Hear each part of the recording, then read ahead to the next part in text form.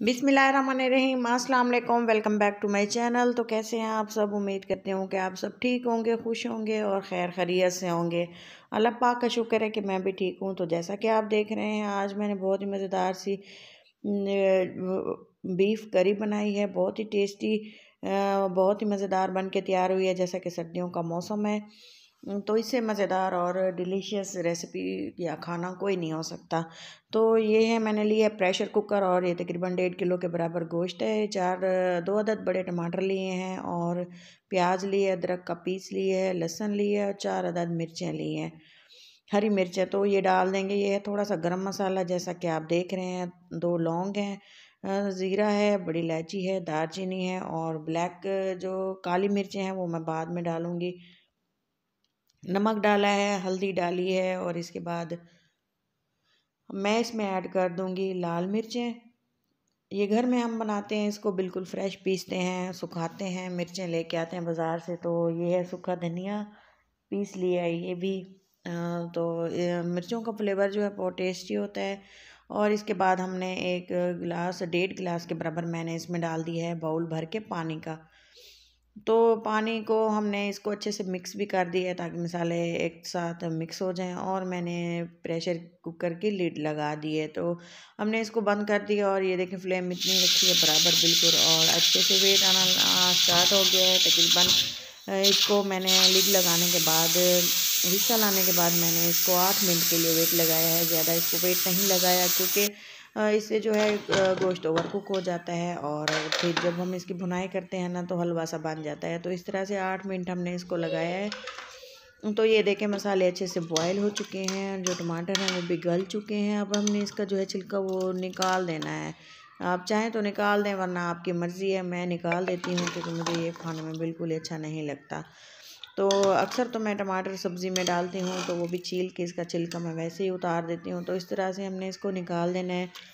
इसके बाद जो है हमने इसकी फिर से अच्छे से इसको पकने के लिए छोड़ देना है। आप देख रहे हैं कि इसमें पानी बाकी है। मैं चाह रही थी कि हाफ़ इसको मैं ऐसे ही बॉईल करूँ ओपन।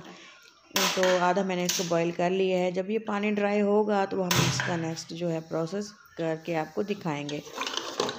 तो तब तक के लिए हमने फ्लेम को ऑन कर दिया और अच्छे से इसको बॉयल होना स्टार्ट कर दिया। ये इतनी मज़ेदार जो है बड़े गोश्त का ये सालन बनता है बीफ का। तो आप 2 की बजाय 4 रोटियां खाना पसंद करेंगे। ये इंसान के अपने अख्तियार में नहीं होता, ये खुद ब खुद दिल करता है खाने को। देखिए पानी आधा रह चुका है और थोड़ा सा ड्राई हो चुका है, ऑयल भी इसका बाहर आना शुरू हो गया है। तो अब हमने इसको पकाना है दोबारा से।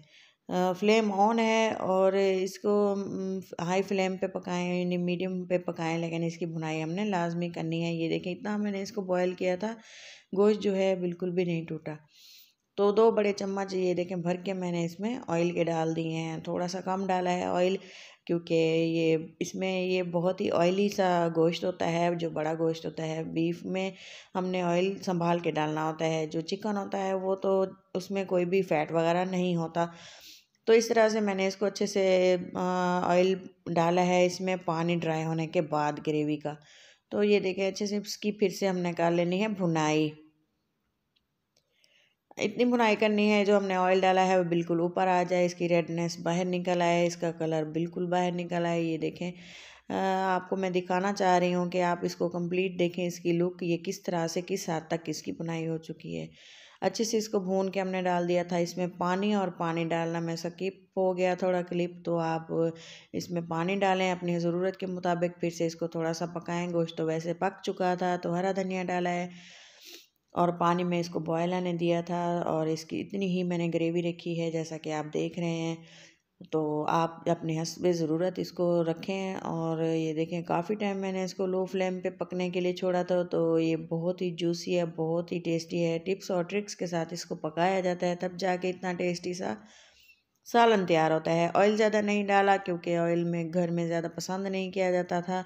तो ख़ास तौर पे बीफ के सालन में तो इसका असल जो जायका होता है वो ख़त्म हो जाता है। तो चलें जी, इजाज़त दें किसी अच्छी सी नेक्स्ट वीडियो के साथ। वीडियो कैसी लगी ज़रूर बताएं। अपना और अपनों का बहुत सारा ख्याल रखें, दुआओं में याद रखें। अल्लाह हाफ़िज़।